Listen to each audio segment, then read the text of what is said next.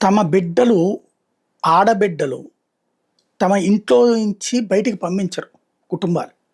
కానీ చదువుకోవాలనుకుంటున్న తమ బిడ్డల తపన, చదువుకోవాలనుకున్నటువంటి తమ బిడ్డల ఎదుగుదలకి ప్రభుత్వం అవకాశం ఉంది కాబట్టి పేదింటి తల్లిదండ్రులు కస్తూర్బా పాఠశాలకు పంపిస్తున్నారు. అక్కడే ఉండి అవటము అంటే తల్లిదండ్రులు లేకుండా పూర్తిగా ఇక్కడే ఉంటున్నారంటే తల్లి తండ్రిలాగా చూసుకోవాల్సిన బాధ్యత విద్యాసంస్థకు ఉంది.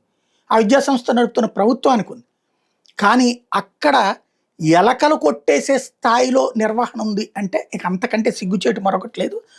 తాజాగా ఎన్టీఆర్ జిల్లా ఏకొండూరు కస్తూర్బా గాంధీ బాలిక విద్యాశాలలో చదువుకుంటున్న బాలికలు రోజులాగా బుధవారం రాత్రి అక్కడ డార్మేటరీలో పడుకున్నారు. వాళ్ళలో 7వ తరగతి చదువుతున్న 12 మంది బాలికలను ఎలుకలు గరిచినాయి. గురువారం ఉదయమే విషయం తెలిసిన విద్యాలయ అధికారులు గోప్యంగా ఉంచారు. బాధిత బాలికలకు చికిత్స చేయించేందుకు ఏకొండూరు పిహెచ్సికి తరలించడంతో విషయం బయటకు వచ్చింది. సమాచారం అందగానే MRO Arvind, MPDO Srinivasa Rao, GCDO Vishwabharati కేజీవీకి చేరుకుని బాలికల నుంచి వాంగ్మూలం తీసుకున్నారు.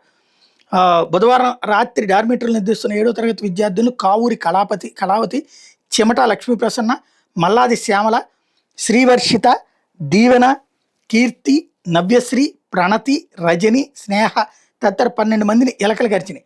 విషయం జిల్లా ఉన్నతాధికారులు తెలియడంతో మండల స్థాయి అధికారులు అప్రమత్తమై కేజీబీకి చేరుకుని విచారించి స్థానిక పిహెచ్సికి తరలించి వైద్యం చేయించారు. విద్యాలయంలో సత్వర చికిత్స అందించాల్సిన ఏఎన్ఎం పోస్టు ఏడాదిగా ఖాళీగా ఉంది. లాస్ట్ ఇయర్ కూడా ఎలకల సమస్య వచ్చినా ఇప్పటిదాకా కిటికీలోంచి ఎలకలు లోపలికి రాకుండా చర్యలు చేపట్టలేదు. ఎలకలు గరిచినటువంటి బాలికలకు అందిస్తున్న చికిత్స మీద అధికారులతో మంత్రి సత్యకుమార్ యాదవ్ మాట్లాడారట.